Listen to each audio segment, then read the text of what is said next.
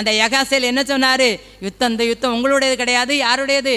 கர்த்தருடைய. நீங்கள் சும்மா இருங்க, கர்த்தர் யுத்தம் பண்ணுவார். உடனே இவர் என்ன பண்ணார்?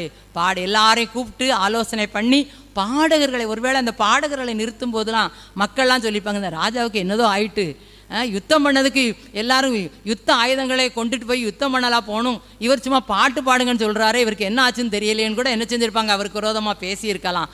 ஆனால் அவர் அதை குறித்துலாம் என்ன செய்யலை, கவலைப்படலை. பாடகர்களை நிறுத்தினார், எல்லாரும் பாடி துதி செஞ்சாங்க.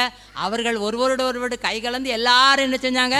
பிரேதங்க. ஒருவர் கூட என்ன செய்யலை, தப்பலை. அவங்களுடைய கொள்ளைகளை 3 நாளாக என்ன செஞ்சாங்க? கொள்ளை எடுத்துக்கொண்டு நிரப்புனாங்க. பெராக்காவில் கூடி ஆண்டருக்கு சோத்திரம் பண்ணி நன்றி சொன்னாங்க. அது மாத்திரம் இல்லை, இவங்களை குறித்த பயங்கரம் எல்லாருக்கும் என்ன செஞ்சுச்சு? உண்டாச்சு. இவங்களுக்கு ஒரு யுத்தமில்லாத ஒரு இளைப்பாறுதல், ஒரு இந்த இவருடைய ராஜ்யம், இந்த யூதா ராஜ்யம் ஒரு அமைதியான முறையில், சமாதான முறையில் இருந்தது போல் நம்முடைய வாழ்க்கையில்